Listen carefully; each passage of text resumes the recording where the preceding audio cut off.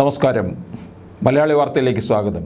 2019 ലോക്സഭാ തെരഞ്ഞെടുപ്പിൽ UDFന് നഷ്ടപ്പെട്ട ഒരു സീറ്റുണ്ട്. അത് ആലപ്പുഴയാണ്. ആഞ്ഞു പിടിച്ചാൽ ആലപ്പുഴ UDFനോടൊപ്പം വരും.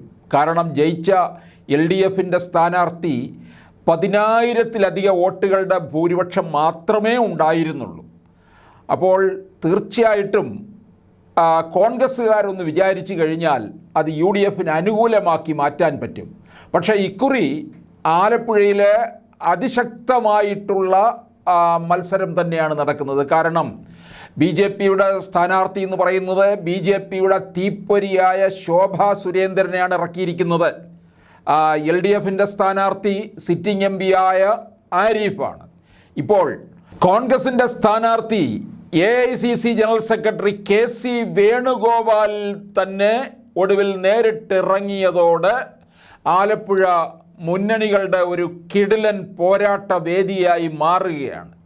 LDFിൽ നിന്ന് സിറ്റിംഗ് MP ആരിഫും NDAയിൽ നിന്ന് ശോഭാ സുരേന്ദ്രനുമാണ്. പിന്നാലെ KC കൂടി എത്തുമ്പോൾ മണ്ഡലം ദേശീയ തലത്തിൽ തന്നെ ശ്രദ്ധ ആകർഷിക്കുകയാണ്.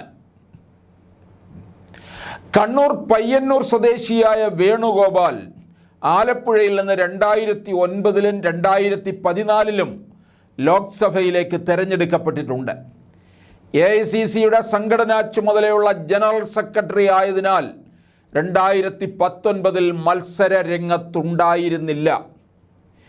UDF തരംഗം ആഞ്ഞടിച്ച തെരഞ്ഞെടുപ്പായിരുന്നു 2019-ലേത്.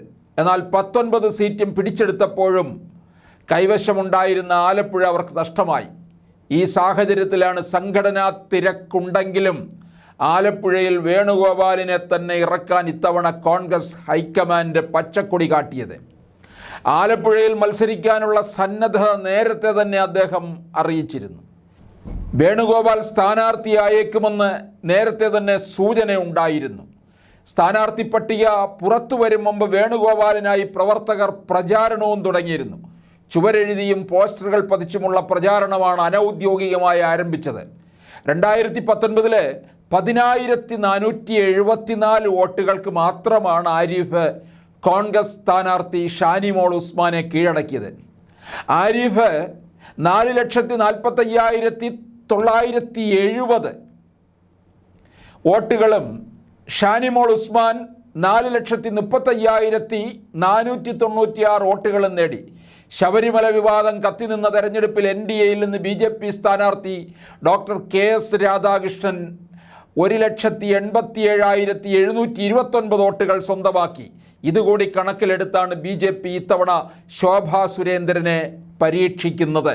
33-ാം വയസ്സിൽ ആലപ്പുഴയിൽ നിന്ന് നിയമസഭയിലേക്ക് മത്സരിച്ച ജയിച്ച വ്യക്തിയാണ് KC വേണുഗോപാലിൻ്റേത്.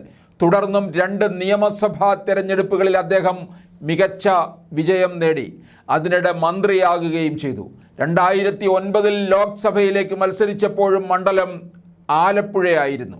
ജയിച്ച് കേന്ദ്ര സഹമന്ത്രിയായി. 2014-ലും വിജയം ആവർത്തിച്ചു. ആലപ്പുഴ ജില്ലയിൽ 3 പതിറ്റാണ്ടോളമായുള്ള KCയുടെ വ്യക്തിബന്ധങ്ങളും സാമുദായിക നേതൃത്വങ്ങളുമായുള്ള അടുപ്പവും വോട്ടായി മാറുമെന്നാണ് UDFൻ്റെ കണക്കുകൂട്ടൽ. അതേസമയം തെരഞ്ഞെടുപ്പ് പരാജയം ഇതുവരെ അറിഞ്ഞിട്ടില്ലാത്ത ആരിഫിലൂടെ സീറ്റ് നിലനിർത്താൻ LDFും രംഗത്തുണ്ട്.